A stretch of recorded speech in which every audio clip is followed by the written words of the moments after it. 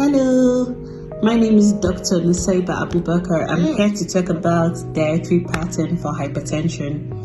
What is hypertension? Hypertension is an elevated blood pressure reading of above 139 over 89 millimeter mercury, diagnosed in at least more than 2 readings by a physician. And this is something that you just don't randomly diagnose yourself. It has to be in a healthcare setting by a medical doctor. Hypertension is important because it is a common disease that affects humans, and it is a major risk factor for stroke and chronic kidney diseases. And the mainstay of treatment starts with lifestyle modification. And the initial step for that is dietary modification. There's a particular dietary pattern that was recommended by a US-based Heart, Lung and Blood Institute called the DASH diet. This DASH diet, DASH, stands for Dietary Approaches to Stop Hypertension. And this diet encourages reduction of sodium intake, that is starting by reduction of salt in the food. Like you can restrict salt intake by using salt-free spices and and try not to use salt in your pasta or rice. Then you limit your intake to about 2,300 milligrams per day, no more than that, and that's equivalent to about a tablespoon. And that tablespoon is not something you use in just one meal. It's something that should be for the whole day, be it a combination of the food you cook, the food you buy, canned processed foods and all that. In total, it shouldn't exceed that. I know a lot of people will be wondering, how are we supposed to know all that?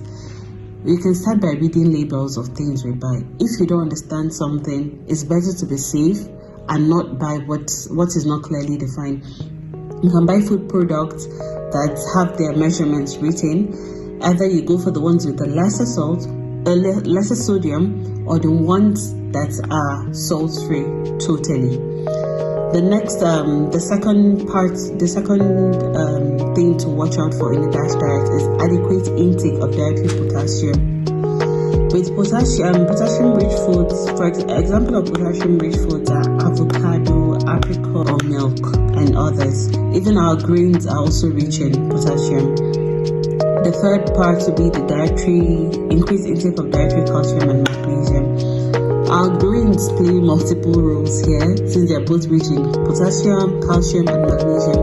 So we have grains like spinach, kale, and celery. Then other calcium and magnesium rich foods will be chia seeds, tofu, cheese, milk, and yogurt are coming here again, but that will be the low-fat milk and yogurt. And the fourth will be try and make sure you decrease intake of saturated fat and cholesterol. There's a kind of cholesterol called the low density lipoprotein, aka the bad cholesterol.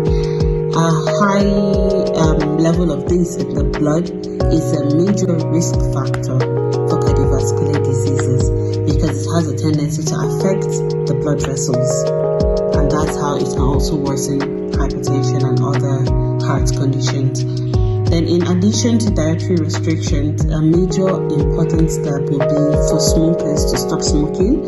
Those that take alcohol can reduce their alcohol intake. And the final step, which is important for almost or literally every health condition, will be try and do 30-minute aerobic exercise daily on most days. It doesn't have to be the complete 7 days. Don't overburden yourself. On most days, it can be four times a week and all that, but try and be consistent and make it 30 minutes daily. Thank you.